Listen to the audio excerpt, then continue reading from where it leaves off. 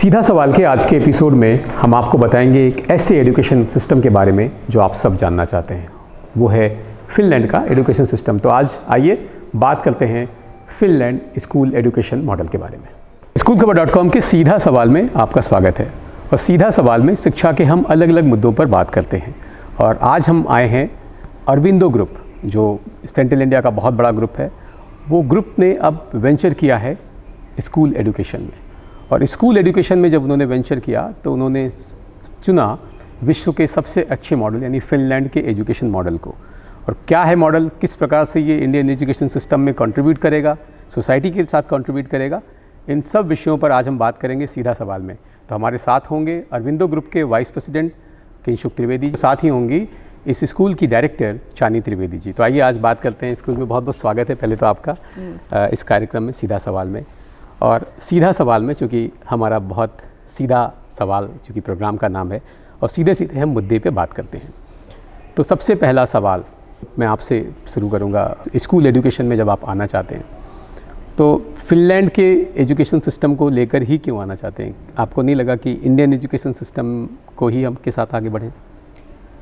देखिए, जब हमने एक नीड गैप एनालिसिस किया कि इंदौर में किस तरह के स्कूल की कमी है, तो हमने ये पाया कि इंटरनेशनल नाम में तो बहुत लोग लगा रहे हैं कि इंटरनेशनल स्कूल है, पर वाकई इंटरनेशनल स्कूल इंदौर में मौजूद नहीं था। और जब हमने इसके बारे में रिसर्च करी, क्योंकि हमारा higher education, technical, medical education में काफ़ी अच्छा एक्सपीरियंस है, स्कूल एजुकेशन एक ऐसी चीज़ है जिसमें हम वेंचर करना चाह रहे थे। जब हमने इसके बारे में रिसर्च करी तो हमने काफ़ी सारी रिपोर्ट्स में ऐसा पाया कि फिनलैंड की एजुकेशन को constantly number 1 world over rank किया जाता है in terms of education delivery, in terms of यानी उनके अलग अलग पैमाने जितने भी हैं उसमें। तो उसके बाद हमने जब और ज़्यादा इसके अंदर जाना शुरू किया और वहाँ की फिनलैंड की कुछ कंपनी से कांटेक्ट किया for a tie up for Indore, तो तब हम इसके भीतर और घुसे और हमने जाना कि वाकई ये जो एक एजुकेशन मॉडल है फिनलैंड का, वो वाकई बहुत एक्स्ट्रॉर्डनरी, एक्सेप्शनल है। आपने एक चीज़ बोली कि इंडियन एजुकेशन मॉडल में क्या हमको कमी दिखती है जिस कारण हम फिनलैंड आए, तो मैं कहूँगा कमी कुछ नहीं है। इंडियन एजुकेशन मॉडल अच्छा है, इस कारण हमारे यहाँ सत्या नडेला जो हैं वो माइक्रोसॉफ्ट के CEO हैं, या सुंदर पिचई गूगल के CEO हैं। पर आज ही मैं यानी किसी से चर्चा कर रहा था, एक बहुत सीनियर एकेडमिशियन से, उन्होंने बताया कि जो हमारी नेशनल एजुकेशन पॉलिसी है, जो NEP 2020 है, it has been in work for 34 years. 34 साल के काम के बाद एक हमारी नेशनल एजुकेशन पॉलिसी आई, यानी कहीं ना कहीं हमें इम्प्रूवमेंट की ज़रूरत थी, जिसके कारण हमने NEP लॉन्च किया। और इनफैक्ट जब हम फिनलैंड की टीम से इंटरेक्ट कर रहे थे तो उन्होंने हमको बताया कि NEP जिन लाइन पे बनी है, फिनलैंड पहले ही उन लाइन्स पे टीचिंग कर रहा है, डिलीवरी कर रहा है। तो इस कारण हमने सोचा कि हमारा एक जो एजुकेशन सिस्टम है उसमें हम इंडियन और फिनलैंड की प्रैक्टिसेस को अमालगमेट करके कुछ ऐसा बनाएं जो कि यूनिक हो और जिससे बच्चों का वाकई फ़ायदा हो, जो कि हमारे अरबिंदो ग्रुप की हमेशा ट्रेडिशन रही है। तो अब क्या लगा कि ये जो डिफरेंस है करिकुलम वाइज अगर हम देखा जाए तो क्या डिफरेंस आप पा रहे हैं फिनलैंड को लेकर और इंडियन एजुकेशन सिस्टम को लेकर? देखिए, किसी भी सिस्टम के सक्सेस का या उसका कोर रहता है उसकी फ़िलॉसफी, और बेसिकली वो उनके जो बिलीव्स होते हैं वो उसका कोर तय करते हैं, और उसी के अराउंड बाकी सारी चीज़ें डेवलप होती है। मैं पिछले कुछ समय से फिनलैंड, मैंने एक्चुअली रिसर्च फिनलैंड एजुकेशन पे काफ़ी साल पहले हमने चालू कर दी थी, क्योंकि ये बहुत जल्द ऐसा नहीं है कि एक दिन में आपने तय कर लिया कि एक स्कूल है जो कि बहुत अच्छा है और उसको खोलना है। तो इसके लिए मैंने काफ़ी साल से हम रिसर्च कर रहे थे, और over a period of time हमको ये समझ में आया कि उनकी जो फ़िलॉसफी है, जिसके अराउंड उनका करिकुलम डेवलप हो रहा है, वो बहुत अच्छा है, जिसमें फ़िलॉसफी के साथ साथ उनकी टीचिंग मेथडोलॉजी, उनकी टीचिंग प्रैक्टिसेस, उनकी टीचर ट्रेनिंग, उनकी delivery, it is very outcome based. हम बच्चे को आज की तारीख में यही पढ़ाना है, कल की तारीख में यही पढ़ाना है, इसके अराउंड इतना रिजिड सिस्टम नहीं डेवलप किया है। हमारे पास ये रहता है कि बच्चे को क्या क्या आ जाना चाहिए और वो कितने समय में पूरा हो जाना चाहिए। इससे एक क्रिएटिविटी जो टीचर की रहती है वो फ्लरिश होती है। एक टीचर अपने अराउंड, अपनी क्रिएटिविटी के अराउंड, बच्चे के ज़रूरतों के अराउंड अपना लेसन प्लान और टीचिंग प्रैक्टिसेस डेवलप करती है।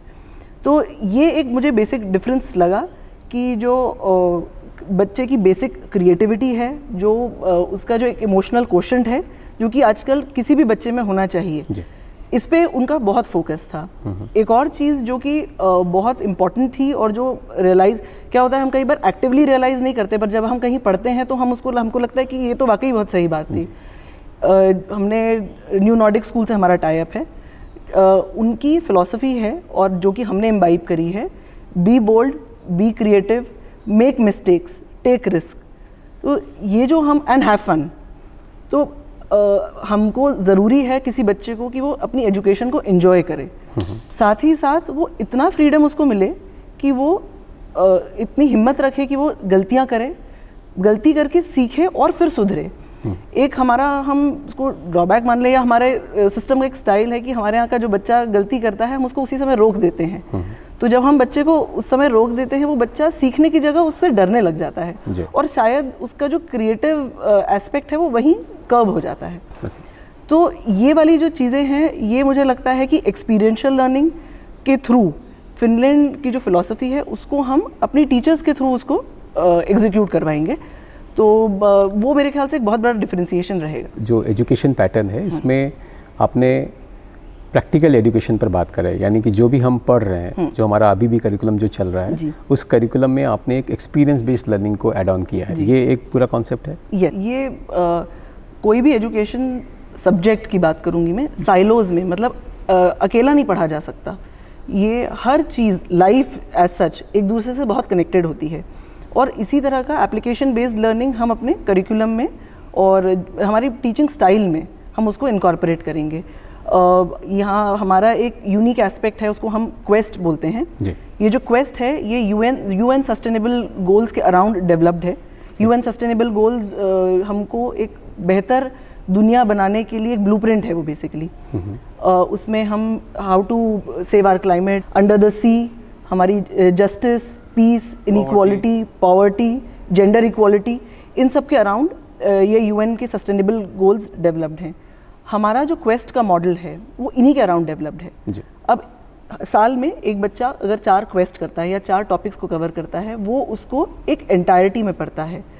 तो हम अगर फॉरेस्ट का एग्जाम्पल ले लें, सो हमारे यहाँ का बच्चा इंडिपेंडेंट लर्निंग जो सब्जेक्ट की मैथ्स, इंग्लिश, हिंदी, साइंस, सब एथिक्स, लैंग्वेज सब पढ़ेगा, पर हम उन सारी चीज़ों को क्वेस्ट के अराउंड डेवलप करते हैं। तो अब वो जब मैथ्स करेगा तो वो भी फॉरेस्ट रिलेट करेगा, जब वो साइंस करेगा तो भी वो फॉरेस्ट को उससे रिलेट करेगा, जब वो वैल्यूज़ और एथिक्स करेगा तब भी वो फॉरेस्ट से रिलेट करेगा। सो हम एक टॉपिक को, इसको कहते हैं इंटरडिसिप्लिनरी लर्निंग।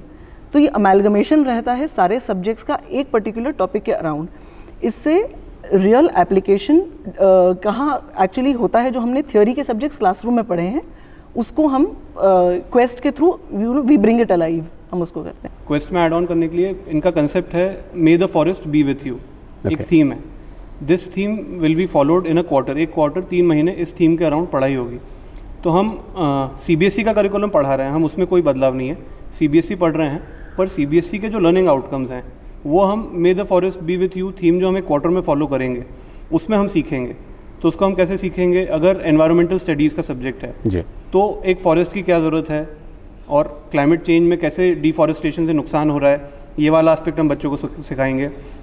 अगर मैथ्स का एप्लीकेशन है तो मैथ्स में हम दिखाएंगे कि अलग अलग लीव्स के किस किस तरह के शेप्स होते हैं, ज्योमेट्री कैसे उसमें हम ढूंढ सकते हैं, कोन्स कैसे फॉरेस्ट में हमको मिल सकते हैं, उसका एप्लीकेशन वो बच्चा वहाँ सीखेगा। लैंग्वेज सीखेगा तो लैंग्वेज में इंग्लिश में वो ही imagine something and write maybe poem about the forest. हमने इसमें ऐड ऑन करा है कि हम हिंदी में भी उसको मे the forest be with you की जब थीम रहेगी तो हम हिंदी में भी उसको इस चीज़ को सिखाएंगे। ये हमारे लोकलाइजेशन का पार्ट है। तो एक थीम के ऊपर एक क्वार्टर में वो बच्चा जितना सब्जेक्ट पढ़ रहा है सीबीएसई का, उसका एप्लीकेशन वो इस थीम के थ्रू, जिसको हम क्वेस्ट बुलाते हैं, उसके थ्रू सीखेगा। ऐसे साल भर में वो 4 क्वेस्ट से अलग अलग लर्निंग करेगा। तो अब आप सोचिए कि जब वो जो पढ़ रहा है उसको जब अप्लाई करेगा तो उसका एप्लीकेशन बेस्ड लर्निंग कितनी बेहतर हो जाती है। दूसरा, may the forest be with you theme अपने आप में it is link to the United Nation sustainable development goal. तो वो जागरूक बनेगा, उसको एक फॉरेस्ट की क्या ज़रूरत है इसके बारे में पता चलेगी। तो हमारे जो एक ह्यूमैनिटी या मैनकाइंड के प्रति जो एक सस्टेनेबल डेवलपमेंट गोल यूनाइटेड नेशन ने बनाया है जो 2030 तक वो अचीव करना चाहता है, हम as a citizen, as a Indian citizen and as a world citizen हम उसमें बच्चों को कंट्रीब्यूट करना सिखाएंगे। तो मेरे ख्याल से ये जो लर्निंग का प्रोसेस है ये बहुत मिसिंग है और बहुत ज़रूरी था हमारे यहाँ इंडिया में। मैं भी एक इंटरनेशनल सेमिनार में था और जब मैं उसमें एक पॉइंट आया कि entire universe is a math, तो आई वाज वेरी सरप्राइज, क्योंकि मुझे लगा कि पेरिस के एक व्यक्ति थे जो ये बात रख रहे थे। तो मुझे लगा कि ये ऐसी बात कैसे करें, पर मैंने जब उनसे प्रैक्टिकली उनसे पूछा कि ये आप कैसे बोल सकते हैं कि इंटायर यूनिवर्सिटी मैथ, तो उन्होंने एक छोटा सा एग्जांपल दिया। उन्होंने बोला कि आप एक एग्जांपल देते हैं कि आप अगर कोई नदी को देखते हैं, तो अगर नदी कहीं से भी अलग अलग डायरेक्शन लेते हुए जा रही है, आप उस नदी का टोटल डिस्टेंस जितना उसने ट्रैवल किया, if you divide it by the total length it travel, उसको डिवाइड करेंगे तो इंटायर वर्ल्ड में जो रेशियो है ये 3.14 यानी पाई आता है। अच्छा। तो उनका कहना था कि ये मैथ्स इतना इंटरलिंक्ड है हमारे साथ, तो हमको लगता है कि मैथ एक अलग चीज़ है, बट एक्चुअली ये तो है यूनिवर्स में। तो मुझे लगता है शायद इसी अप्रोच के साथ आप एजुकेशन को लेके जा रहे हैं। ग्रेट सर, हम लोग बहुत अच्छा। इनफैक्ट हम लोग ये डिस्कस कर रहे थे कल जब हम बात कर रहे थे कि आने वाला समय इतना आर्टिफिशियल इंटेलिजेंस और टेक्नोलॉजी बेस्ड रहेगा कि जो हमारे बहुत सारे काम जो हम अभी हाथ से करते हैं वो मशीन्स उसको ओवरटेक कर लेंगी। सो ऐसी क्या चीज़ है जो बच्चों को या ह्यूमन बींग्स को डिफ्रेंशिएट करती हैं? वो है उनकी अनलिमिटेड क्रिएटिविटी और एक ह्यूमननेस, या हम एम्पैथी और सिंपैथी की बात करें, ये दोनों चीज़ डेवलप होना बहुत ज़रूरी है किसी भी इंसान में। ये जो हमारा एजुकेशन सिस्टम है, फिनलैंड वे ऑफ एजुकेशन जो हम बोल रहे हैं, इसमें ये चीज़ पे बहुत ज़्यादा फोकस है कि बच्चे की क्रिएटिविटी ना दबे और वो एक्सप्लोर करे बेसिकली। तो इसके through I think as a response, एक तो एम्पैथी जब बढ़ेगी और जब क्रिएटिविटी बढ़ेगी तो आप as a citizen also you will be a better citizen. अच्छा, इसमें चूँकि आपने एक क्वेस्ट मॉडल की बात करी, तो एक बात निकल के आ रही है कि क्योंकि नॉर्मली पेरेंट्स का रहता है ऑलरेडी बहुत सारे स्कूल हैं, एजुकेशन के अलग अलग मॉडल्स हैं, पर एक जो बड़ा प्रश्न एक पेरेंट के पॉइंट ऑफ व्यू से पूछूं तो ये रहता है कि हमारा बच्चा कितना सीख पाएगा, वो सीख पा रहा है नहीं सीख पा रहा है, वो तो एक एज के बाद पता लगेगा। तो एक क्या एक लर्निंग आउटकम मॉडल कुछ एक सिस्टम रखा है आपने कि हम कैसे पता लगेगा एक पेरेंट को कि हमारा बच्चा आपके इस मॉडल से, फिनलैंड मॉडल से हम पढ़ रहे हैं तो उसका आउटकम एक एक्स लेवल पे पहुंच रहा है? ये इसमें बहुत रिसर्च करके रूब्रिक्स बनाए गए हैं विच इज़ ऑब्जर्वेशनल। जैसे जैसे क्लासेस बढ़ती जाती हैं वैसे वैसे उसके एवेल्यूएशन पैरामीटर्स चेंज होते हैं, पर बेसिकली एक बच्चे का खुद का डेवलपमेंट रिकॉर्ड होता है कि जब वो क्लास में एंटर हुआ तब वो किस बिगनर था, क्या वो डेवलप कर गया है, क्या वो मास्टर कर गया है किसी चीज़ में, या उसको इस चीज़ में इम्प्रूवमेंट की ज़रूरत होती है। उसके बेस के ऊपर हम एक बच्चे पर काम करते हैं which is called personalised learning, जो हम जिस पे एम्फेसिस करते हैं। तो यदि एक बच्चे को किसी पर्टिकुलर सब्जेक्ट में जो आउटकम हमने तय करे हैं तब तक पहुंचने में दिक्कत आती है, तो वो हमको रूब्रिक्स के थ्रू हमको पता चल जाएंगे और उसी के अराउंड उसको पढ़ाई कराई जाएगी। और यहाँ पर परसेंटेज और ग्रेड, वैसे अब मेरे ख्याल से ओवरऑल ही सिस्टम काफ़ी ग्रेडिंग के तरफ जा रहा है, क्योंकि परसेंटेज में एक अनसेट सा कंपटीशन हो जाता है आपस में बच्चों में, which is many a times not healthy. तो हम बच्चे को बहुत अच्छा तो बनाएं, कॉम्पिटिटिव भी बनाएं, पर वो एक हेल्दी कंपटीशन और पॉजिटिव कंपटीशन की तरफ ले जाएं। तो यहाँ जो रूब्रिक्स हैं वो इवैल्यूएशन पैरामीटर पूरे हैं, पर वो बच्चे को आगे बढ़ाते हैं, अननेसेसरी कंपटीशन नहीं करवाते हैं। पूरी फिलॉसफी आपकी कह रही है कि competitive but humans, traditional yet modern, local yet global and collaborative yet personalised. तो जो ये आप बात कर रहे हैं तो कहीं ना कहीं एक पेरेंट्स को लगता है कि नहीं ये थोड़ा अलग सिस्टम है, कहीं ये इंडियन कल्चर के आसपास ही है या इससे बहुत अलग सिस्टम में जा रहे हैं आप? ये देखिए, हम बहुत माइंडफुल थे इस बारे में। हमको पता था कि हमारा बच्चा जो है जो पास आउट हो रहा है, हम एजुकेशन में काफ़ी समय से हैं, तो हम समझते हैं कि समाज की और आने वाली पीढ़ी की क्या ज़रूरत है। तो वी वर वेरी माइंडफुल कि हमको बच्चा कैसा प्रोड्यूस करना है, उसको क्या सीखना है। तो हमारे जब डिस्कशन हुए थे तो हमने जो न्यू नॉर्डिक स्कूल जिनसे हमने टाइप किया है वो नॉर्डिक बैकलॉरेट ऑफर करते हैं which is completely there system. But we were very clear from the beginning कि जो CBSE करिकुलम है वो इंटैक्ट रहेगा, will be a CBSE school, पर हम फिनलैंड की टीचिंग प्रैक्टिसेस जो हैं वो यहाँ पे लेके आएंगे और हम CBSE का ही करिकुलम उनके मेथड से डिलीवर करेंगे, जिससे बच्चे की जो समझ है और जो उसमें हम क्वालिटीज़ चाह रहे हैं वो उस तरीके से डेवलप हो। तो हमारा जो बेसिक फंडामेंटल कोर है इट रिमेन CBSE, उसमें कोई चेंज नहीं है। The only way we build around that curriculum, हम उसको डिलीवर किस तरह करते हैं, हमारी टीचर ट्रेनिंग कैसे होती है, हमारे इंस्टीट्यूट की फ़िलॉसफी, टीचर्स के पढ़ाने का तरीका, डिलीवरी का तरीका, वो सब फिनलैंड से ट्रेनिंग होकर आता है and it is completely based on teacher training. हम इस बारे में भी माइंडफुल हैं कि हमारा कल्चर जो है हमारे लिए बहुत ज़रूरी है। हमारे बच्चे हमारे जो सिविलाइजेशनल वैल्यूज़ हैं उसको इंटैक्ट रख के बड़े होना चाहिए। तो हम जो मेथडोलॉजी है वो टीचिंग रिलेटेड है। हमारी कल्चरल वैल्यूज़, जैसे हमारे यहाँ योगा सेशंस हमने प्लान करे हैं वो रहेंगे, या फिर जितने भी हमारे वार त्यौहार मनाए जाते हैं हमारे समाज में या हमारे यहाँ सोसाइटी में, वो सब जैसे बच्चों को उनके अराउंड इवेंट्स हम डेवलप करेंगे। तो ऐसा नहीं है कि हमारे बच्चे कट ऑफ हो जाएंगे, वो हम होने नहीं देंगे, क्योंकि हमारे आने वाली पीढ़ी की जो ज़रूरत है वो हम पूरी कर रहे हैं इसके माध्यम से। यानी इंडियन कल्चरल वैल्यूज, वो जो सिस्टम्स था, एजुकेशन मॉडल था, वो सब कुछ वही रहेगा, बट जो अप्रोच ऑफ एजुकेशन है वो बहुत डिफ्रेंशिएट करेगी। देखिए जैसे चानी ने बोला था, सर केन रॉबिन्सन का एक बड़ा अच्छा टेड टॉक है, उसमें उन्होंने बोला था कि our children grow, when they grow old they grow out of creativity. एक छोटा बच्चा है 2-3 साल का, वो ज़्यादा गलती करता है, दीवार पे लिख देता है, हम रोकते टोकते हैं उसको। तो ये जो हमारा इंडियन सिस्टम में एक बहुत बड़ी कमी थी, वो फिनिश एजुकेशन हटाता है कि हम गलती करने से डरते नहीं हैं। आप देखेंगे कि हमारा ये एक ओरिएंटेशन रहता है कि हम कोई भी एफर्ट डालें तो सक्सेसफुल होना चाहिए, पर आप मान के चलिए कि नेचर में भी आप देखेंगे कि जब बारिश होगी तो ज़्यादातर बारिश जो है वो समुद्रों में और ओशन में होती है, लैंड पे कम होती है। पर नेचर भी हमें सिखाता है कि बहुत सारे एफर्ट में से कुछ ही एफर्ट है जो फ्रूटफुल रहेगा।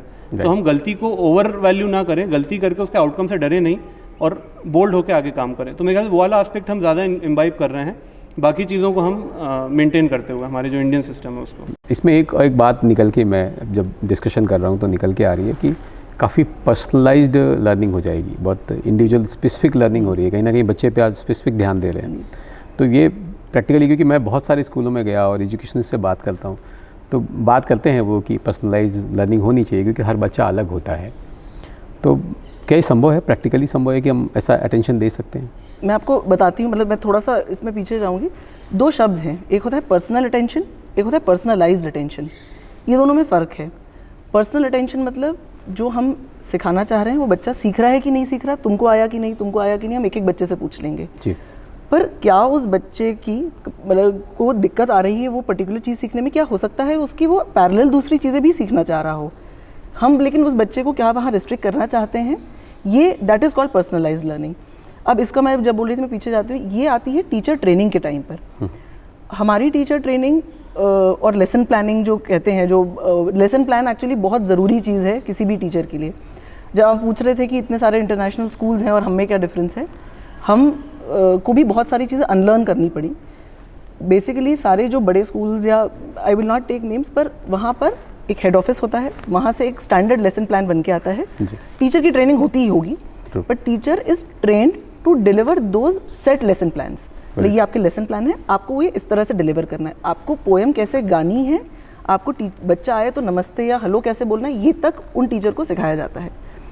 जो कि शायद शुरू में मुझे लगा था कि बहुत अच्छा है, लेकिन जब हमारी बातचीत हुई थी फिनलैंड की टीम से, उन्होंने बोला कि ये सिस्टम मैकेनिकल है, इसमें टीचर डिलीवर तो शायद कर दे, बट टीचर ओन नहीं करेगी उस चीज़ को। यदि कोई टीचर खुद बच्चे के अराउंड एक अपना लेसन प्लान बनाती है कि आज मैं जाकर बच्चे को, इसकी भी हमारी वर्कशॉप्स होती हैं, ऐसा नहीं कि टीचर पहुंच गई और कुछ भी, इसकी हमारी ट्रेनिंग होती है, वर्कशॉप होती हैं, और टीचर अपना लेसन प्लान खुद बनाती है, ये कहीं से आया नहीं होता है। Along with the Finland team, along with the Finland team, ये हमारा वहाँ पे फिनलैंड की टीम साथ में बैठ के कोलैबोरेट करके हमारी टीचर्स से बनवाती हैं। तो एक एसेंस जो होता है उसकी, जो बेसिक कोर फिलॉसफी, वो डाइल्यूट नहीं होती। राइट। तो हमारी टीचर्स वैसे लेसन प्लान में, तो पर्सनलाइज लर्निंग उस सेंस में पॉसिबल है। तो वही है कि हम जब टीचर के पास इतनी फ्लेक्सिबिलिटी, क्रिएटिव फ्लेक्सिबिलिटी जब रहेगी कि वो अपना लेसन प्लान ट्वीक कर सकती है बच्चे के हिसाब से, तो वो पॉसिबल है पर्सनलाइज लर्निंग भी। बच्चे की ज़रूरत के हिसाब से हम बच्चे को क्या सिखाना है वो सेशन के लेसन प्लान में इनकॉर्पोरेट कर लेते हैं। ओके। तो वो जो एक चानी ने जैसा बोला, personal attention and personalised attention, उससे बहुत फ़र्क पड़ेगा बच्चे के डेवलपमेंट में। ओके। क्योंकि बच्चे को जो सीखने की ज़रूरत है वो भी हम सिखाएंगे, केवल जो सब लोग सीख रहे हैं वो नहीं सिखाएंगे। तो ये K-12 पूरा मॉडल है या फिर एक प्री प्राइमरी मॉडल? नहीं, K-12 पूरा K-12 मॉडल, यानी हर एज ग्रुप को लेकर आप कवर। यहाँ पर जब मैंने आपको बताया कि यहाँ पर लर्निंग आउटकम्स हैं, देखिए किसी तरह से तो आपको एक डायरेक्शन तो देना ही पड़ता है किसी भी चीज़ को। यहाँ पर लर्निंग आउटकम्स फिक्स्ड हैं, लेकिन आप उस दिन क्या पढ़ोगे ये ज़रूरी हो सकता है। मेरा बच्चा आज जो क्लास में है उसको उस पर्टिकुलर टॉपिक में उस समय मन नहीं लग रहा है, या अधिकतर बच्चों का, तो टीचर में इतनी फ्लेक्सिबिलिटी होगी कि उसको नहीं है रिस्ट्रिक्शन कि आज की तारीख में मुझे ये कंप्लीट करके ख़त्म करना है ये, आप 2 दिन बाद कर लो उसको, पर at the end of this month या क्वार्टर या जो भी, आपकी क्लास के बच्चे इतना कर पाना चाहिए ओके। वो आप कैसे करते हो, वो टीचर ट्रेनिंग के थ्रू हम इतनी लिबर्टी देते हैं टीचर को, जिसके लिए ट्रेनिंग बहुत ज़रूरी है। और इसी ट्रेनिंग के लिए हम फिनलैंड वाले हमारी ट्रेनिंग कराते हैं। लर्निंग आउटकम पे पूरा फोकस है, यस, बजाय कि लर्निंग पे केवल। हाँ, लर्निंग तो टाइम बेस्ड लर्निंग के बजाय लर्निंग आउटकम प्रोसेस इन की ए बजाय पर्टिकुलर टाइम। हाँ, प्रोसेस की बजाय आउटकम क्या रहेगा उस पर ज़्यादा फोकस रहता है। इस प्रोग्राम के जो लोग देख रहे हैं उनको अगर कुछ अपनी बात कहना चाहें। प्रोग्राम के बारे में अगर मैं आपको बोलूँ तो आपको बधाई देना चाहूँगा, क्योंकि स्कूल खबर एक ऐसा माध्यम रहेगा मेरे ख्याल में जिससे बहुत सारे पेरेंट्स की ज़रूरत पूरी होगी। हमको बहुत सारी इन्फॉर्मेशन एज अ पेरेंट, हम भी पेरेंट्स हैं, तो हमको लगता है कि बहुत सारी ज़रूरतें हैं जिसके लिए हमको अलग अलग सोर्सेज पे जाना पड़ता है। तो मेरे ख्याल से एक सिंगल पोर्टल रहेगा जहाँ पे जाके हमको सारी जानकारी मिल जाएगी। तो it is something which was missing and it was need of the hour. तो आपको बधाई इस इनिशिएटिव के लिए। Thank you. जब मुझे पता चला कि इस तरह का एक प्रोग्राम है और इस तरह का ये चैनल है, मुझे ये रियलाइज़ हुआ कि हम जब स्कूल के बारे में टीवी में देखते हैं तो केवल स्कूल कब चालू हो रहे हैं, बंद हो रहे हैं, या क्या छुट्टियां हैं, या कौन सा रिजल्ट कब आउट हुआ है जी।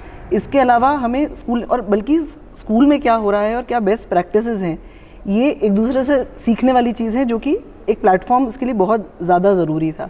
तो मुझे लगता है कि इस प्लेटफॉर्म के थ्रू मतलब मध्य प्रदेश, ओवरऑल इंडिया और अक्रॉस भी, मुझे लगता है कि ये बहुत बेनिफिट होगा जब हमारे पास, हम बहुत अवेयर हो जाएंगे इन चीज़ों से। तो ये एक बहुत अच्छा प्लेटफॉर्म है, मुझे लगता है, जो कि ज़रूरी था।